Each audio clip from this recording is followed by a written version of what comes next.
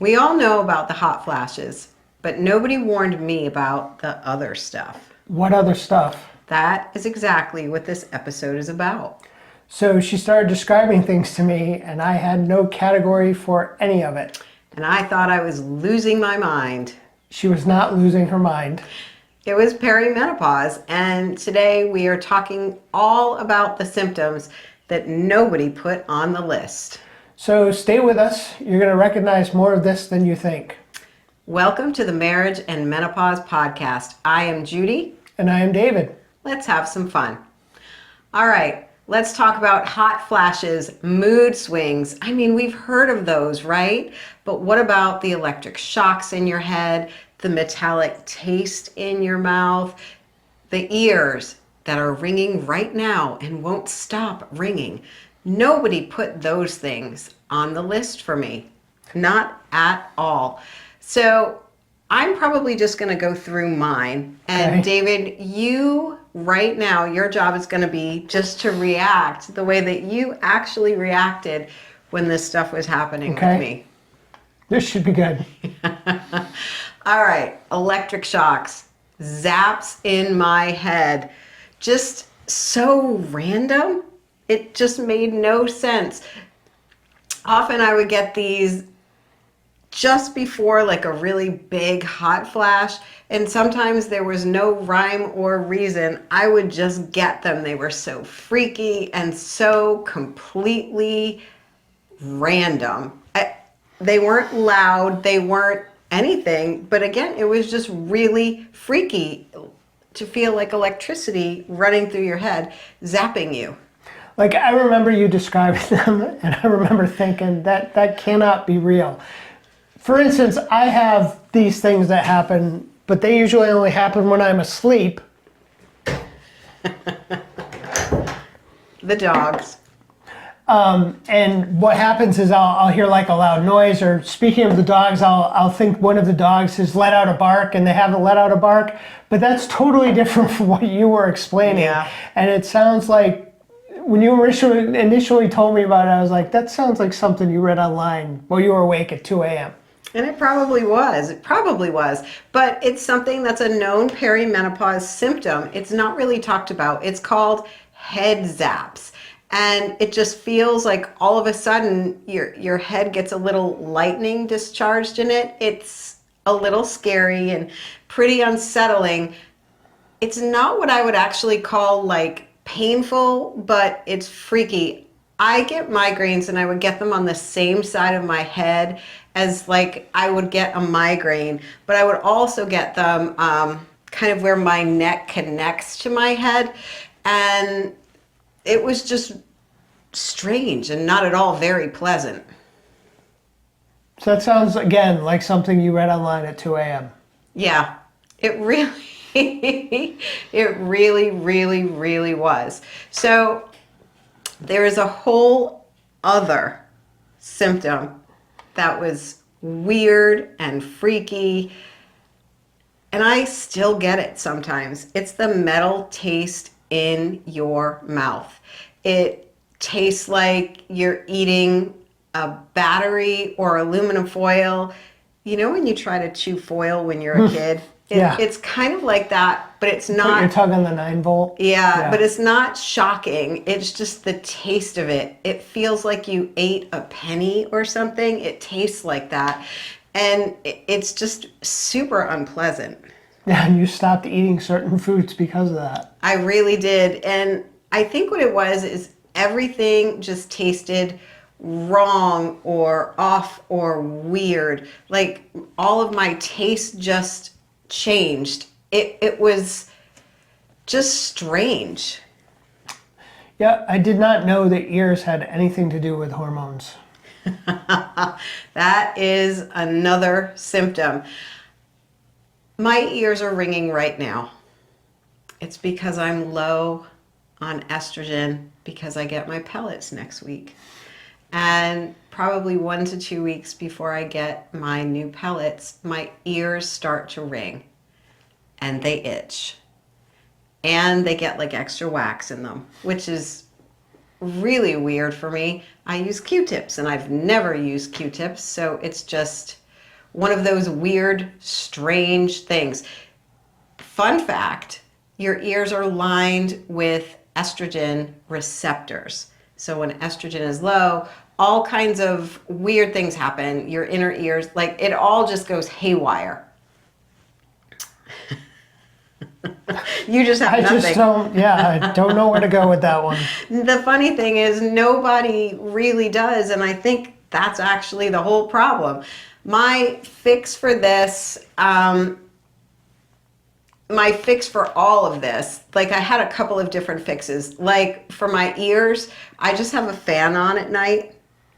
For the metallic taste in my mouth, breath mints. I just got a supply of 9 tubs of cinnamon breath mints today, because that taste in the mouth sometimes is just weird and overwhelming. It's all a little strange. So if you thought that was weird, there's more. But wait, there's more, a lot more. And some of them are kind of scary, and I bet a couple of them people will be able to relate to. So keep watching. So when your wife's heart starts racing for no reason at all at 11 o'clock and she can't tell you why, you go to a dark place fast. I mean, I thought she was dying. I was a paramedic for 20 years until I was about 40. So anytime stuff like that happens, I just start going through, well, what could it be? She thought she was dying. And it wasn't any of that. It was just simply hormones. Right. So heart palpitations are a perimenopause symptom. And it's just crazy. It's like your heart skips a beat, or it just beats really fast for a minute, or it kind of flutters and then it pounds. It's all different, which makes it really weird. And when I'm low on estrogen, I get a lot of heart palpitations. It's really scary, actually pretty terrifying, because you go to a very dark place. You think you're dying when you don't know what it is. Yeah, so we actually went to the ER once, and that was the right call, because you rule out the serious stuff first. But then the answer was hormones. Right. I remember with that, I had to wear, it was like an exercise halter monitor. Halter monitor, yeah. I don't even know what that, I didn't know the name for it. Thank you. And it looks like one of those exercise straps you wear when you're running. And I had to wear it for an entire week. And we went back and they were like, you're totally fine. And then as I got into, learning about and researching what was happening with me and my hormones, I realized, oh, okay, this is part of that. Yeah. And hormone replacement therapy helped. Yeah. It's kind of ridiculous, just in terms of what they said. And that was a few years before she got frozen shoulder, because I remember who the doctor was, because they were one of the ER docs that I used to, have a lot of interactions with while I was a medic, and that was all while I was up in New England. So it had to be before we moved here. And if someone had made the hormonal connection at that point, she probably wouldn't have had to go through all of that other stuff, and we probably would have been well on the road that we're on now. I would have had a different life, which is sad, which is really sad. I don't know, just crazy. Yep. Yeah. Wow. Driving anxiety is another one, and this one is hard for me to talk about because it limits me, and it's scary and anxiety producing. So it's hard for me to talk about. So right now, I get a lot of panic attacks when I drive. I don't know what it is. I've read some things about it that say, your perception changes, that it's because of focus and brain fog. You can't remember where you're going, a lot of things. So there's a lot of anxiety. And I pretty much drive 1 to 2 miles, like a radius from home, and that's pretty much it. And that's by myself. With David, I'll drive wherever. But it's just me. Yeah, and I watched all of that happen gradually. We had made several trips. When we lived in New England, my father lives in Florida, and we would take the trips down there. And I mean, anxiety enough for me just to drive basically between Massachusetts and not New Jersey, and like Washington, D.C. So I wouldn't let her drive those parts anyway, but then like we would split when we go through, Virginia, North Carolina, South Carolina, Georgia, that kind of stuff. And, the same thing when we lived down here, when we went back home a couple of times to visit my kids, the same thing would happen. We'd drive, she'd drive part of the way up and then we'd get to Washington and then it was kind of on me. But now I just basically tell everybody when we go places, they go, "Why are you here?" And I go, "Because I'm the chauffeur." That's basically, and I'm not upset about it. I don't say it to be like, I say it basically to be a sarcastic smartass, which is what I am. I'm from New England. I was born speaking sarcasm. And, a lot of times people down here don't get it. And I have to tell them, no, I'm not upset about it. That's just the way it is. So. Yeah, I think it has a lot to do with menopause-related fatigue. There's the drop in progesterone that adds to the anxiety. There's the drop in estrogen. So it changes pretty much everything. And that can cause the increased anxiety, more heart palpitations, panic attacks, decreased coordination, which I have actually seen, like decreased driving coordination from lower testosterone, interestingly enough, and vision changes. My perception definitely has changed. Plus, I wear I was just gonna say one contact lens for up close things and one for far away, and it skews your depth perception. And you also, like me, have astigmatism, yes. So that just causes even worse stuff at night. And God forbid it's raining and at night, because then the two of us are just like fighting to get home. But David drives, and that completely matters. But knowing about all of this does not fix things overnight.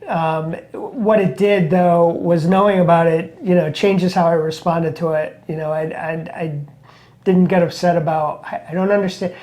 Why can't you drive this section of road? There's an area just south of us, Jekyll Island. It's across from St. Simon's, which is probably more famous, and we tend to go to Jekyll for weekends away, and it's only an hour and a half away, and it's a straight drive. And Judy's just gotten to the point where she can't do that now. And at first I was like, I don't understand why you just can't drive this section. And now I do, and it just, I just start driving more. Yeah. And that's very cool. And I appreciate that. I really do. So let's get into frozen shoulder, joint pain, and the ungodly dryness that just is everywhere. That's coming up next. Let's do frozen shoulder first. It started in my right arm. I got it there, and I could not lift my arm like above this, maybe even here. I couldn't lift it. I had a pulley system that was hooked up to our doors that would actually pick my arm up and get some motion in there. I was in so much pain, and a year later, I got it in this arm. It wasn't as bad in this arm. No. This one was the brutal one. Yeah, but it was back to back, and I had no idea what it was. And only a couple of years later did I realize, wow, that was perimenopause, and nobody identified it. Right, so she went through months of treatment for something that looked like an injury, and not for nothing, but that was probably a pretty good suspicion on the part of the doctors and stuff, because we had just moved down here, we had moved a lot of furniture, that kind of stuff. 2 cortisone shots, and then after the second cortisone shot, it was, well, if this doesn't resolve, we're gonna have to start looking at surgery. Yeah. So there was no injury. It had nothing to do with that, as we know now. Now we know that it was basically, among the starting points of perimenopause. Yeah, for sure. And to be really honest about what it felt like, it wasn't like a little bit of stiffness. I couldn't sleep on this side. I couldn't dress myself without a lot of pain. I couldn't reach anything in a cabinet. I couldn't do anything with this arm, and this is my dominant side. So it was really very limiting. Yeah, and like we said, no one, including us, including doctors, no one connected that to menopause at the time. Right. It was really, really crazy. So I will say that frozen shoulder is very, very common in perimenopausal women. Why? Estrogen is anti-inflammatory. Who knew? Who knew? And estrogen supports connective tissue. So when it drops, joints and tendons become way more vulnerable. So it's not something that's super random. It's just very hormonal due to the hormonal decline.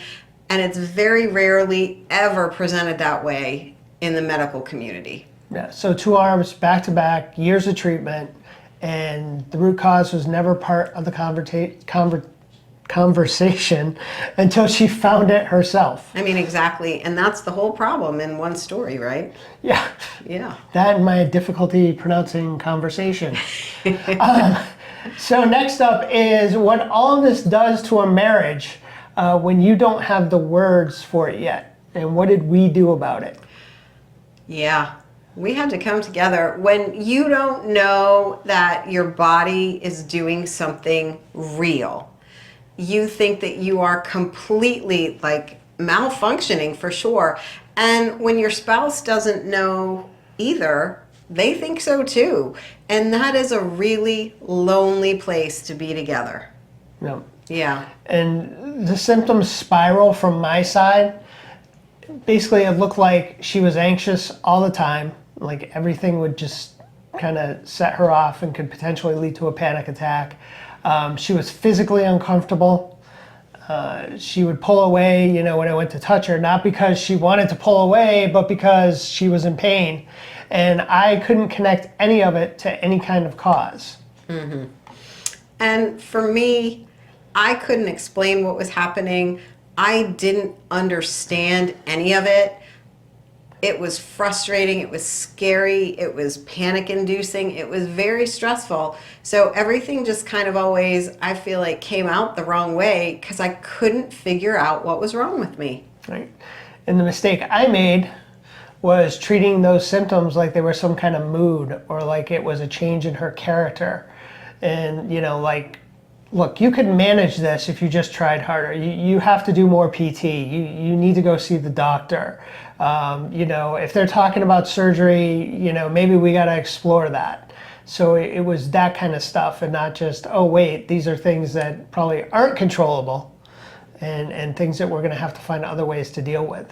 Yeah. I mean, nobody is really the villain here. Nobody is. We were both just missing information. We just didn't know. The symptoms we just described, all of them so far, the zaps, the palpitations, the fear of driving, the joint pain, every little bit of it, right? Those are things that are a list, right? They should be on some kind of medical list somewhere that if you present with a couple of these things, that you know what? You're probably perimenopausal. And then that opens up a whole different kind of treatment hormonally. Yeah, I mean, you would think that they would have a list and it's like, if you can answer 3 of these 10 questions, yes, you may be perimenopausal. Yeah. But, they don't. But once we put together that list, we could stop fighting about the symptoms and just start managing them together. Right. So we actually built a survival guide for couples going through exactly all of this. 5 specific moods, and we're going to do that next. So you can't navigate something that you haven't actually named. Like if you don't know what it is, you can't work through it. So here's how to name it and what to do next. Get your list. Write down what's actually happening in your body. Then show it to your spouse. Not to get sympathy, but just to say, this is what's happening to me. We need a strategy. You just can't manage if you don't know what it is to manage. Right. So just stop trying to diagnose each other. My job is not to tell her what is a symptom and what isn't, despite whatever training I may have had. My job is just to believe her and say, okay, so those things are happening. All right, you're getting lightning zaps in your head. If she says her ears are buzzing and they're ringing and her joints ache and she doesn't want to drive past the corner store, I believe her. I mean, that's just full stop. Let's figure out how we're going to work around this. So as we've already said, I drive more. I drive probably 90% of wherever we go. To deal with the hot flashes, I have pretty much moved a fan into every room. I don't schedule hard conversations with her after about 8 p.m. because her nervous system is already, nearly shot. So I adapted to her reality instead of waiting for her to adapt back to mine. It's really helpful what you've done. So the thing that's important to know is these symptoms, they are actually treatable. Not all of them 100%, but you shouldn't be white knuckling it like through your life, through palpitations, through frozen shoulder, through anxiety, without talking to an actual doctor who knows something about perimenopause and menopause, who's trained in this.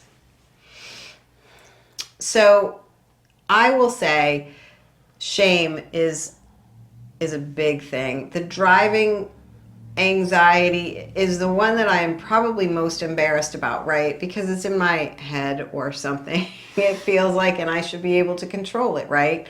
And I have to say that out loud because shame keeps women isolated, keeps women from expressing what they need. So if this is happening to you, this is a hormonal thing. And I will admit that I have not found a workaround for it yet. It's something that still limits me. We talk about this in our weekly meeting, but it's still a work in progress. Just to go off of the shame thing and tell a story. So a couple of weeks ago, you had gone to the chiropractor. Mm-hmm. And you called me after leaving there. You had not gotten more than half a mile away from the chiropractor, and you had a panic attack. I had a wicked and panic had to pull attack. into the McDonald's parking lot. And I don't know what your thought was that how I was going to react or anything, but our son Zach happened to be here, and I just, went to Zach and I said, "Hey, we got to go get your mom."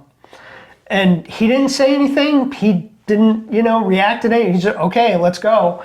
And we kind of went, and you were on the phone, and you were like walking up and down the streets over there, and then you finally walked back, and I got back there, and we, had a 20-second hug, and I said, "This is fine. Don't worry about it. There's no problem." And I just got in the car and drove home, and Zach was already 3/4 of the way home by the time I got in the car, but right. Anyway, and there was no mention of it. There was nothing beyond just, are you feeling better now? Not what happened, why did this happen? It just does, and that's just what happens. Yeah, I think the thing that really frustrates me is the chiropractor is probably a mile? A mile away. Away from the house. I've run that, and that's like a mile.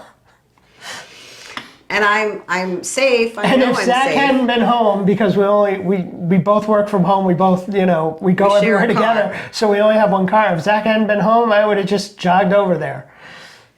Yeah. So anyway, let's continue on.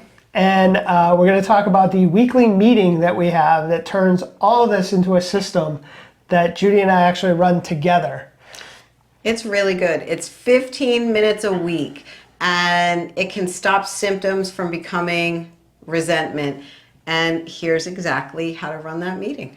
So it's 15 minutes. You set a timer. You don't do it at night. You got to pick a time when you're both, regulated, when you're not tired, when the stresses of the day have not, attacked. I think a lot of times we basically do it when we're having like our micro date on Saturday mornings for coffee. Because, we get our coffee. Basically, Judy has this, really complicated order. So it takes the barista about 15 minutes to make it anyway. Mine's real simple. I just like coffee-flavored coffee. So while we're waiting for them to make it, that's usually when we do this. What you're doing, though, is you're just discussing what goes on. There is no fixing, no here's a solution for that first 10 minutes. You just understand what's going on, what's being discussed. You take one topic at a time, And then the only thing you have to end with in that last 5 minutes is one concrete decision for the coming week. So there are two questions that you are going to ask. Yes. And the first one is, what was hardest for you this week? And then what support mattered most and what was missing? That's it. So you spend 10 minutes on what was hardest for you this week, and then 5 minutes on what support mattered most, what was missing, and what can we do better next week. Yeah. And it's just, this is something that we came up with. There was no book that told us to do this. There was no roadmap.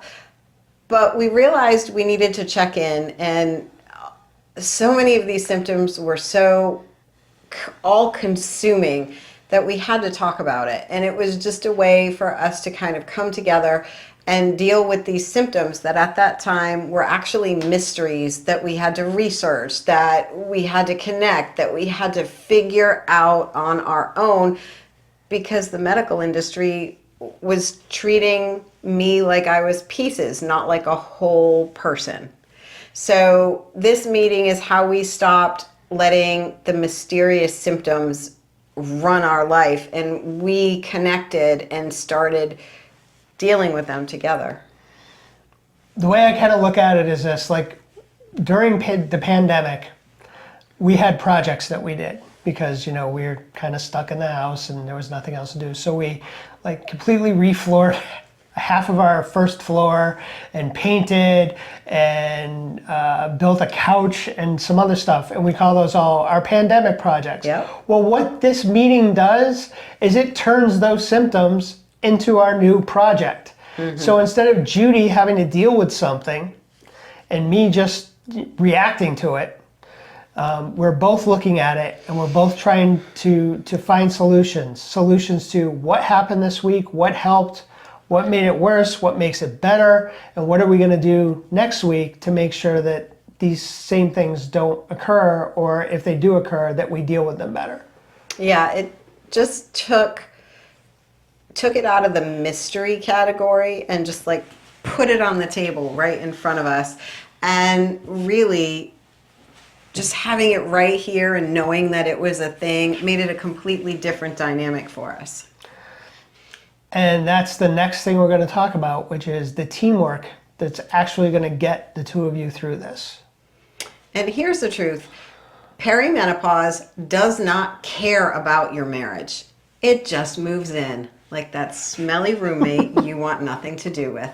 The only thing that actually works is actually deciding how you're going to handle it together. So what changed for us, and I think that this was a big deal, all of the symptoms that I was feeling, that I was angry about, I stopped trying to manage them quietly by myself. And I think David, and this was hard for David, stopped trying to fix everything that was wrong with me. And we just put it on the table and we just started working it like a problem that we were both assigned to deal with. Yeah, and unlike in high school, when you get assigned to a group project, you both have to work on this together, and you both have to put in 50% of the work. And that's the key, once we were in it together, the information that I was getting, whether it was from her or from things that I saw on the internet or whatever, they start making sense. She'd find something, a symptom, a connection, a possible cause, and we would talk through it. So I stopped feeling helpless, like I had to fix everything, because a lot of that stuff says you can't really fix it, you just have to deal with it. And she stopped feeling alone in it. Right. And I think that's the actual kind of play, right? That's the actual move that you've got. We weren't just doing like couple scripts for not arguing or something like that. We were actually we adopted a you and me against the world kind of mentality. And with perimenopause and just aging in general, that became our shared project. And we understood that we needed a plan. Right. So she's living with perimenopause and what she has to do to manage it. And I support that. And then we figure out whatever we have to figure out together. And that's the whole system. That's how simple it is. And you said that today a little differently. Well, not today. You said that this week in one of your reels. You had said that menopause is not just a woman's problem. Right. It's a family. It's a family. It's a marriage. It's a public health. It's a Public workplace. work problem, a workplace problem. Yeah. It's not just a woman's problem. It's all of it, all together, all at once. And communication is absolutely what keeps it moving. So over the course of a few years, we addressed our food and what we eat and how we eat, because some things were more calming to eat than others, weirdly enough, or ways of eating were more calming. Exercise, getting stronger, lifting heavy, hormone replacement therapy, and through me getting hormone replacement, that actually led to David getting hormone replacement. So both of us, we're doing skincare together, we're doing red light therapy together. We're just doing it all. And when I can tell David what's happening in my body, even when I don't fully understand it, that's something that we can work with. When I go quiet because I don't have the words for something, we both just suffer differently, quietly, separately. Yep. So the conversation that you have when you are trying to figure out how to attack this as a team doesn't have to be perfect. It just has to happen. Yep. And if you don't, here's what's going to happen. It's just going to cause more problems down the line. Yeah. So you are not losing your marriage. What you are losing is the version that existed before you knew any of this. So stay with us and we're going to close this up. Absolutely. If you have been quietly wondering whether something is wrong with you, there is. And it has a name. It's perimenopause. And it's manageable, and you're not alone in it. The driving, the head zaps, the metallic taste, the heart palpitations, the ears, the joints, the hot flashes, the brain fog, the dryness, all of it. These things are real. They are documented. They are hormonal. And you are under estrogenized and underinformed, and that is a medical system failure. It's not your fault that you don't know. Yeah, most couples are just white knuckling this with no information and no tools. And you just got both. Nobody had handed us a manual either. We figured this stuff out the hard way and we made it through. And that's why we are here every week. So follow us, share this with one couple who you know needs it.